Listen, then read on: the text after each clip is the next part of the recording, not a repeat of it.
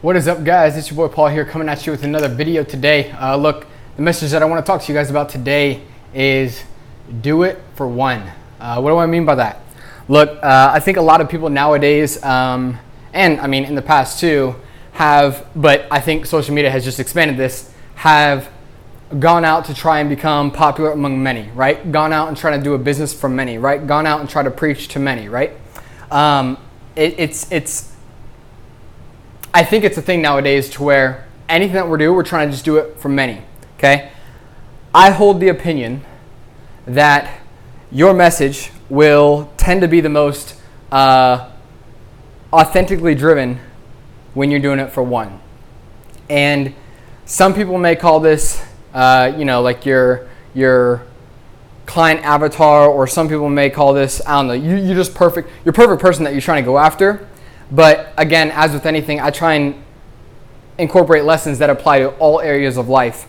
And so what I mean by this message of do it for one is, look, if you're trying to lead anything, like if you're trying to teach a principle, if you're trying to teach, and I've said this before, but if you're trying to teach a principle, if you're trying to start a business, if you're trying to preach, if whatever you're trying to do it for one.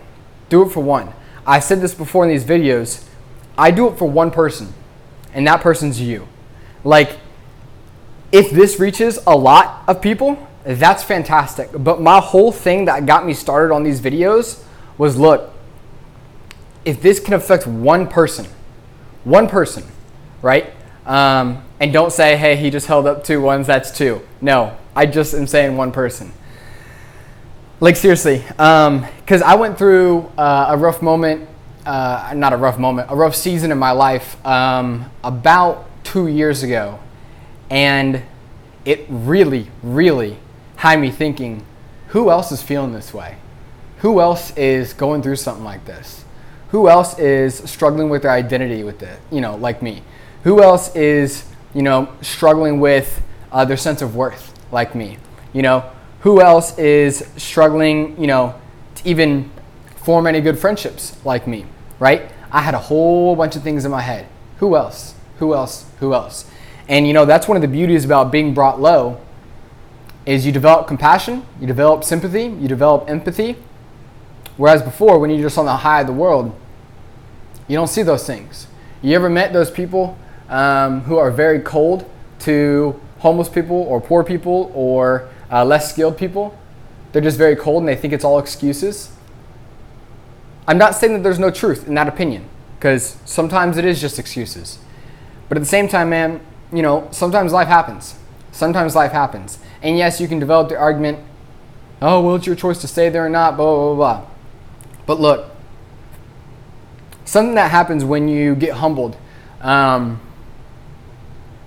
is you really start to feel for other people who are in that current spot. You want to give them a message. You want to share something with them if you've experienced it and if you have found something to help you.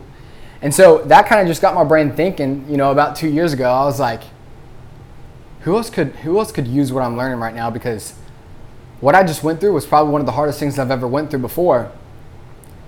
But I'm learning so much right now, right? And so that I actually looked at my timeline 2 days ago. And I looked at my timeline before, I got humbled a lot. Man, I didn't post anything that was encouraging. It was mainly sports or the business or, something.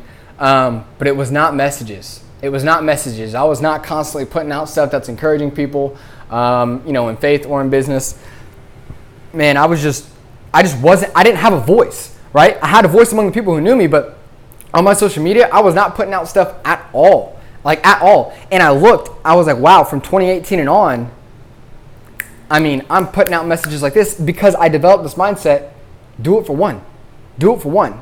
And you know what the other thing that happens is when you get one like on a post, when you get one share, when you get one text message, that's all you were doing it for. That's all you were doing it for. You weren't doing it for 10 likes. You weren't doing it for 1,000 likes. You weren't doing it for 10,000 likes. You weren't doing it for 100,000 followers. You're doing it for one. You're doing it for one. So it keeps you grounded. And you know what happens when you're doing it for one?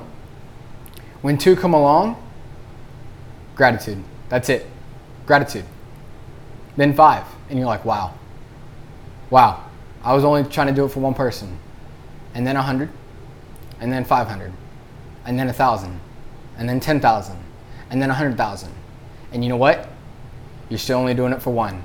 Because even if 100,000 were to stop following you, and then you only have one person hanging around, great, that's it. That's all you were doing it for anyways. Just that one person. Just that one person. You weren't doing it for all the people who already know everything. You weren't doing it for all the people who are already okay. You weren't doing it for all the people who don't need your help. You're just doing it for one. You're just doing it for one. And if your message gets multiplied to many ones, beautiful. But you're just doing it for one. And you know, this can really, really, really make you a lot more compassionate, make you a lot more thankful, you know, and it can make you a lot more focused on actually helping someone. Because if you're focused on trying to help 100 people, well, you're thinking about 100 people. But if you're focused on helping one, and you have a particular type of person that you're trying to help, well then guess what? All those people who fit that category, you're automatically going to help them as well. Because you're not trying to fit 100 people, you're trying to fit one person. I see this message correlated to in the scriptures as well, when Jesus was talking about, I didn't come to for the healthy, I came for the sick, right? When he was talking to the Pharisees, I came for the sick. Look, if you think you're already okay, great. I'm not talking to you. I'm talking to one person. I'm talking to the person who's sick. I'm coming for the person who is sick. Great. You think you're all good, pride and all that stuff? Great. I'm not coming for you. I'm coming for those who are humble, for those who want a message of hope, for those who want healing, for those who want salvation. If you think you're good, you're good. Great. Live your life. I'm not talking to you.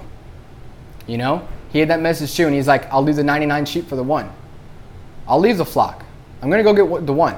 I'm going to go get the one who's wandering. I'm going to go get the one who's, going about, and maybe they're hurting themselves because of the choices that they're making.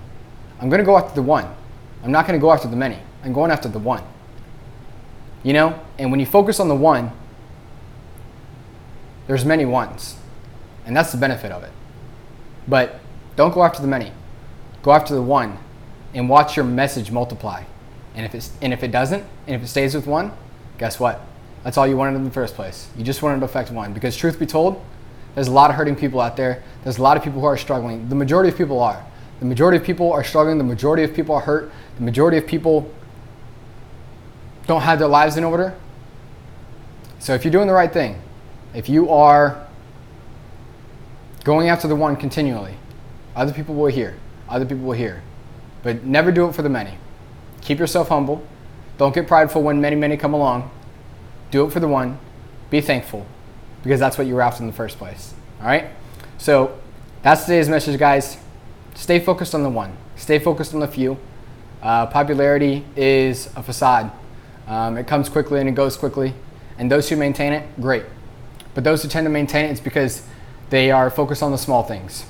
And small things just multiply to big things. It's as the saying goes, those who are faithful with little will be faithful with much. But if you're not faithful with little, you won't be faithful with much. Stay focused on being faithful with little. That includes yourself. That includes where you live. That includes your own personal life, your own finances, everything like that. Stay focused on the little. Stay focused on the one. And if many come, great. All right?